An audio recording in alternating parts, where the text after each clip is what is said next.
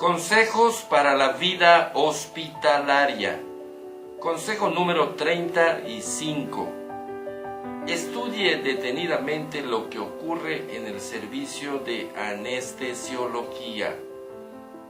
La anestesiología es una rama de la medicina especializada en la atención médica de los pacientes que son sometidos a procedimientos médico-quirúrgicos, obstétricos o de otra índole, en estado de inconsciencia, insensibilidad al dolor, al estrés emocional o a una combinación de los anteriores, producidos por la administración por distintas vías de sustancias farmacológicas, por lo que también se dedica al cuidado y protección de las funciones de sistemas vitales como el nervioso central, el nervioso autónomo, el cardiovascular, el respiratorio, el hepático, el renal y el hematopoyético, con el propósito de mantener la homeostasis del organismo humano.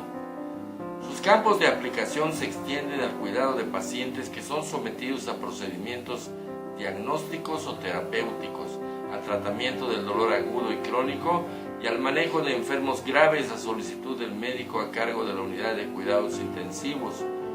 Todas las acciones de esta especialidad de anestesiología se realizan antes, durante y después de los procedimientos incluidos en su área de influencia.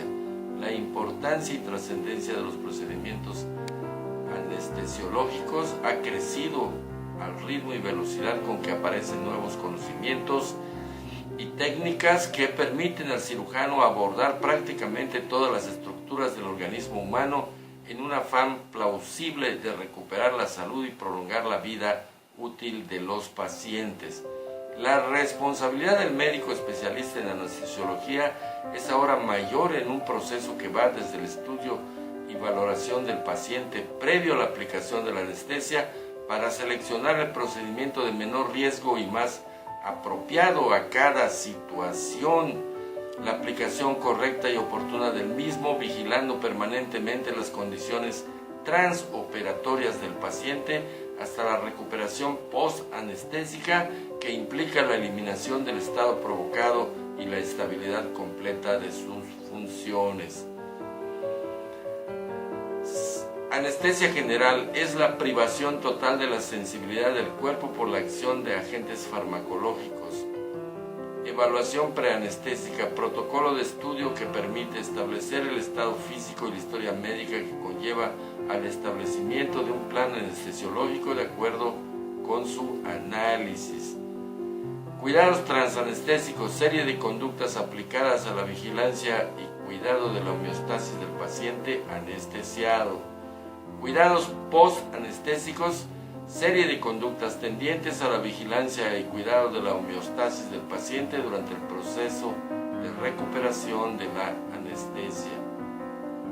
Exámenes de gabinete esenciales son los estudios indispensables para la administración de la anestesia, que en los pacientes que lo requieran deberá incluir valoración cardiopulmonar, especificándose el riesgo en grados y acompañándose de un electrocardiograma, cuyo registro deberá ser practicado previo al procedimiento. Exámenes de laboratorio esenciales, estudios indispensables para la administración de la anestesia. En cirugía ambulatoria, los de hemoglobina o hematocrito, tiempos de sangrado y coagulación. En la cirugía convencional, además de los anteriores, glucosa, urea y creatinina. Y en personas mayores de 60 años, química sanguínea completa, teleradiografía de tórax y electrocardiograma. La validez de estos estudios será de 90 días o menos, siempre y cuando no se presente un evento que pueda modificarlos antes de ese tiempo señalado. Prestadores de servicios de anestesiología son los profesionales y establecimientos previstos por la reglamentación vigente para la prestación de servicios de anestesia. Procedimientos anestésicos son aquellos que deben ser aplicados por un médico anestesiólogo calificado. Carta de consentimiento bajo información o consentimiento informado. Documento escrito signado por el paciente, su representante legal, en su caso, o el familiar más cercano en vínculo, mediante el cual acepta bajo la debida información los riesgos y beneficios esperados. el procedimiento médico, quirúrgico o anestésico con fines diagnósticos, terapéuticos, rehabilitatorios o de investigación médica. La carta se sujetará a los requisitos previstos en las disposiciones aplicables en cada país donde se aplique el procedimiento. Serán revocables mientras no se inicie el procedimiento para el que se hubieran otorgado y no obligarán a realizar u omitir un procedimiento cuando hay entrañe un riesgo resultante para el paciente. Para la práctica de la anestesiología es necesario tomar en cuenta invariablemente los principios científicos y éticos que orientan la práctica médica, especialmente el de la libertad prescriptiva del personal médico, a través del cual los profesionales y auxiliares de las disciplinas para la salud habrán de prestar sus servicios a su leal saber y entender en beneficio del paciente según las circunstancias, de modo, tiempo y lugar en que presten esos servicios. Se sugiere que todo profesional que asuma la responsabilidad de aplicar la anestesia a un paciente en el hospital, sea gubernamental o privado, cumpla con los siguientes requisitos: título de médico cirujano, cédula profesional expedida por la autoridad educativa pertinente, certificado, diploma de especialista en anestesiología expedido por una institución de educación superior legalmente autorizada o en su caso por el comité de certificación correspondiente aceptado por las autoridades del país donde ejerza. Documento de registro de su especialidad. Si los estudios se realizaron en un país diferente a aquel donde se encuentra, tendrá que ser validado por la autoridad educativa de su propio país. Una vez que el anestesiólogo esté debidamente autorizado para ejercer su especialidad, se sugiere que cumpla sus obligaciones básicas. 1. Determinar el estado físico del paciente y, de ser necesario, convocará a otros especialistas para desarrollar un plan de cuidados anestésicos. Asimismo, comunicará al paciente, representante legal o familiar más cercano en vínculo, el plan anestésico propuesto y los riesgos inherentes al procedimiento, obteniéndose la carta de consentimiento bajo información, e indicará la prescripción apropiada de la medicación preanestésica necesaria. 2. Identificar al paciente en la sala de operaciones, confirmar el diagnóstico, el consentimiento informado, la cirugía propuesta y evaluar al paciente antes de la inducción anestésica. 3. Examinar el buen funcionamiento del equipo antes de la inducción anestésica. El desarrollo de protocolos facilita la verificación. 4. Proporcionar al paciente trato respetuoso y digno de acuerdo a la ética médica. 5. Iniciar el procedimiento anestésico cuando ya se cuente con la presencia del cirujano. 6. Conducir personalmente la anestesia y permanecer en la sala quirúrgica durante todo el procedimiento. 7. Adoptar las medidas para evitar la transmisión de padecimientos infecciosos al paciente o de este al médico, utilizando materiales desinfectados o estériles, hoja de laringoscopio, tubos endotraqueales, circuitos, cánulas de Guedel y otros instrumentos, independientemente de seguir las técnicas preventivas de infección aceptadas. 8. Registrar completamente el proceso de la anestesia en el expediente. 9. Verificar que este plan sea registrado y documentado de forma correcta en el expediente del paciente. 10. Evaluar y verificar durante el periodo perianestésico: A. El funcionamiento del equipo, fármacos y fuente de gas. B. El estado del paciente. 11. Apoyarse con otros especialistas para solucionar contingencias médicas que se presenten durante el acto anestésico. 12. Si se ausenta, entregar al paciente con el expediente donde se anoten detalladamente sus condiciones clínicas. En todo hospital es recomendable seguir algunos lineamientos que permiten actuar con mayor seguridad para el paciente o saber a qué atenerse para informar a los familiares, que son: 1. Establecer una escala del 1 al 5 con las siguientes posibilidades. 1. Paciente sano que requiere cirugía sin antecedentes o patología agregada. 2. Paciente que cursa con alguna enfermedad sistémica pero compensada. 3. Paciente que cursa con alguna enfermedad sistémica descompensada. 4. Paciente que cursa con alguna enfermedad sistémica incapacitante. 5. Paciente que se le opere o no tiene el riesgo inminente de fallecer dentro de las 24 horas posteriores a la valoración, por ejemplo, pancreatitis aguda. 2. Realizar las pruebas y consultas necesarias con asesores y maestros y compañeros si lo considera para fundamentar un óptimo procedimiento anestésico. Nota: los lineamientos anteriores se sugiere que sean aplicados a cualquier paciente sometido a un procedimiento anestésico, salvo circunstancias especiales en juicio médico, cuyo registro deberá aceptarse en el expediente del enfermo. La nota preanestésica será elaborada por el anestesiólogo o por el residente de segundo año en adelante y deberá tener como mínimo A. Evaluación clínica del paciente, señalando los datos fundamentales en relación con la anestesia.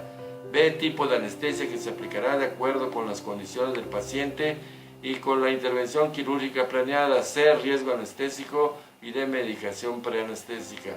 No podemos menos que sugerir que se sigan además los siguientes consejos. 1. La atención anestésica es tarea exclusiva de los médicos anestesiólogos. 2. Para llevar a cabo el manejo anestésico, el anestesiólogo deberá escribir y firmar en el expediente y en la hoja de registro anestésico la evaluación preanestésica. El médico anestesiólogo deberá comprobar con anterioridad al procedimiento el funcionamiento adecuado del equipo que se utilizará de acuerdo con algún método sistemático, verificando fuente de gases, máquina de anestesia, vaporizadores, circuitos anestésicos, monitores, laringoscopios, bomba de difusión y otros. Además, antes de iniciar la anestesia, se deberá conocer la historia clínica del paciente y haber consultado la nota preanestésica. El médico responsable para aplicar la anestesia elegirá la técnica anestésica y los procedimientos que de acuerdo con su experiencia juzgue más convenientes. Oxigenación.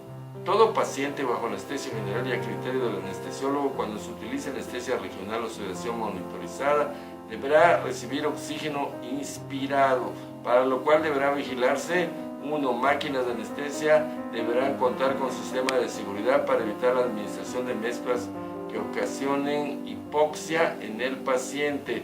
2. Utilizar equipos con sistemas que eviten concentraciones erróneas de las fuentes de gases. 3. Las alarmas de los aparatos por ningún motivo deberán ser desactivadas. 4. Se vigilará continuamente la saturación de oxígeno mediante la oximetría de pulso en todo procedimiento anestésico. Vía aérea y ventilación. Será necesario vigilar y mantener la permeabilidad de la vía aérea, la ventilación pulmonar mediante un estetoscopio precordial o esofágico, y verificar los movimientos torácicos ocasionados por la entrada de aire en los pulmones. Se recomienda el uso de capnografía. En el caso de cirugía laparoscópica será indispensable contar con capnometría y capnografía. Cuando se utilice ventilación mecánica tendrá que emplearse una alarma para detectar desconexión. Función cardiovascular. Deberá vigilarse continuamente la frecuencia y el ritmo cardíaco empleando un monitor para electrocardiografía continua. La presión arterial se determinará y registrará en periodos no mayores de 5 minutos en todos los casos y con mayor frecuencia si las condiciones clínicas del paciente así lo requieren. Deberá contar con un desfibrilador en condiciones adecuadas de funcionamiento. Se medirá la temperatura en intervalos frecuentes cuando sea indicado clínicamente. La profundidad de la anestesia será evaluada regularmente por medios clínicos. Se recomienda medir continuamente la concentración inspirada de gases anestésicos. Función neuromuscular. En el caso de utilizar relajantes musculares, se recomienda el empleo de un estimulador de nervios periféricos. Se aconseja prudentemente que se registre por escrito el procedimiento anestésico y muy puntualmente lo siguiente: documentar los signos vitales cuando se utilice ventilación mecánica.